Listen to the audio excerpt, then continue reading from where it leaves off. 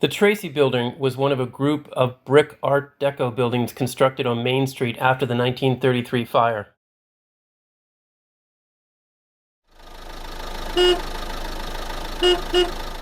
Elizabeth Tracy and her brother Curtis built on the site of their former restaurant a two-story building they rented that was called the Brown Block.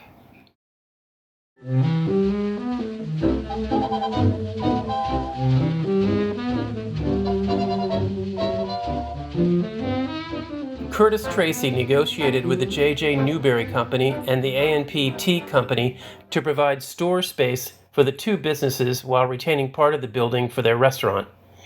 The foundation was built to support a second story, which the Tracys anticipated might one day be necessary.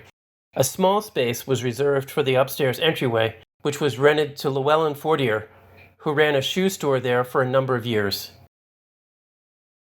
Later, this space was rented to Frank and Celia Savin, who also had a shoe store. In 1939, the J.J. Newberry Company requested more floor space in the Tracy Building.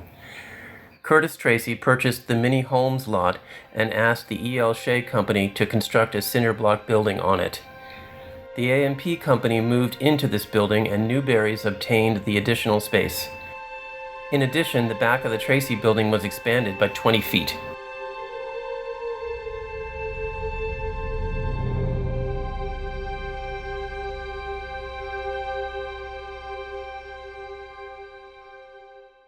Curtis went to work for his sister Elizabeth at her restaurant late in 1921 as a cook, when he had returned from employment in Cleveland. It was Curtis who had the idea to keep the restaurant open evenings so it would be more profitable. Elizabeth had charge of the restaurant during the day, and Curtis ran it at night. During the first month, Curtis had enough money to purchase a new Durante touring car. Curtis and Elizabeth operated Tracy's restaurant until 1942, when Elizabeth died. When Curtis died in 1945, his widow Molly, then his son Vincent Donnell, took over the work along with Curtis's daughter Lena Dorgan and her husband Harold. Sometime after that, Curtis's granddaughter Barbara Boyer and her husband Darrell ran the restaurant until it closed in 1959 after 38 years of continuous operation.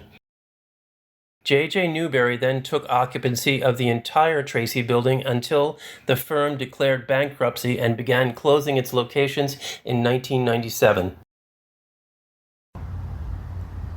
Please consider joining the society or volunteering. We'd appreciate your help. Thanks so much.